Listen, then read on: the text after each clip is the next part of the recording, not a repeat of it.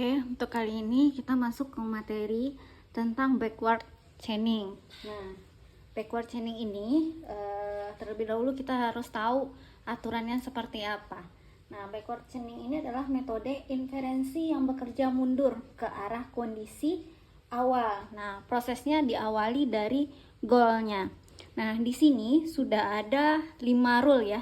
Nah, ini sama dengan contoh kasus yang di forward ya.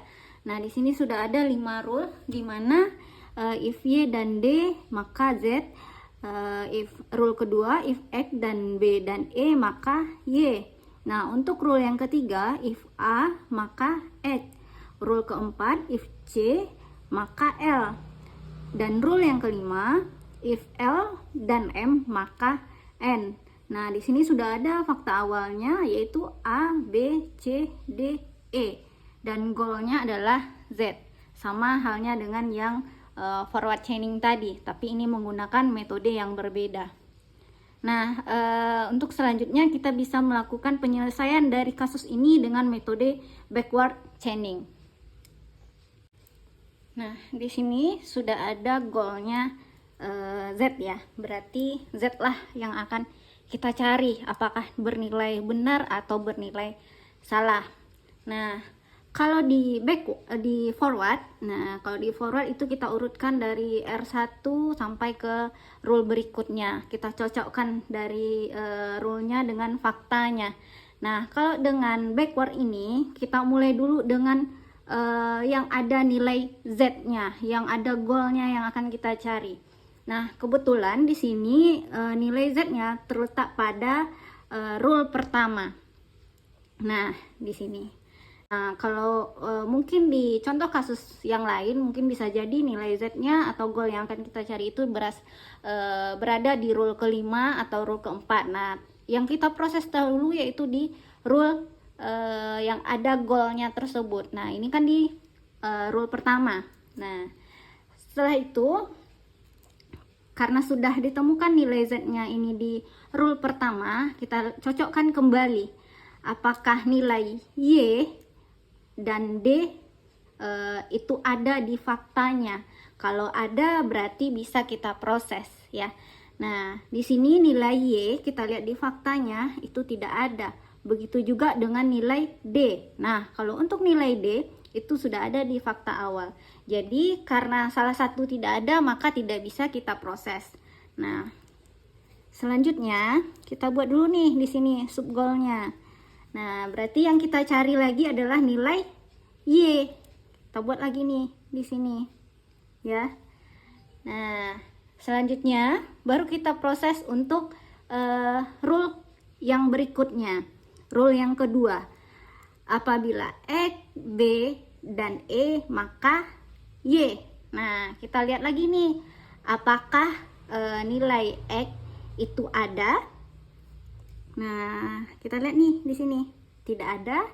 Nilai B, nilai B-nya ada, nilai E-nya ada, tapi nilai Y-nya tetap tidak ada.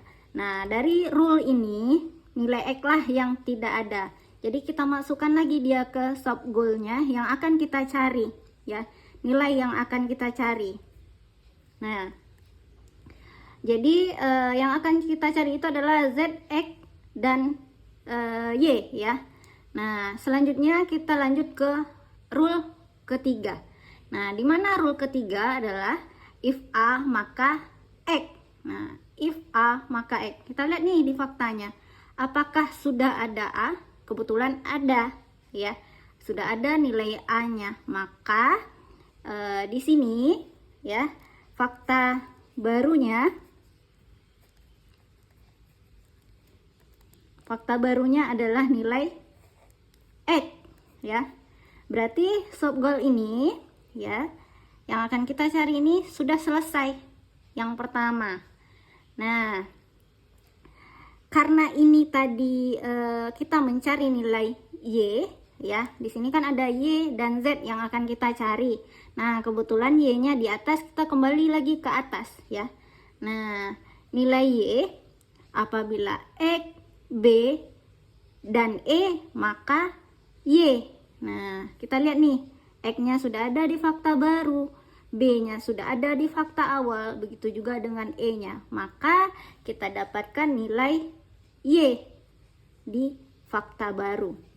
Nah, setelah itu lanjut lagi ke atas, ya kan? Karena kita proses sesuai yang ada di sub goalnya dan goalnya. Nah, kita selesaikan satu-satu. Berarti Y-nya sudah dapat ya. Nah, sekarang tugas kita adalah mencari nilai Z. Nah, di sini sudah ada dikatakan Y dan D, maka Z. Nah, kita lihat nih di fakta barunya. Sudah ada nilai Y dan sudah ada di fakta awal nilai D. Maka di sini didapatkan nilai Z. Nah, goal yang kita cari adalah nilai Z. Nah, setelah selesai, karena sudah ditemukan ya, karena sudah didapatkan goalnya, berarti pencarian kita dihentikan sampai di sini, di stop. Nah, bagaimana dengan rule ke-4 dan ke-5?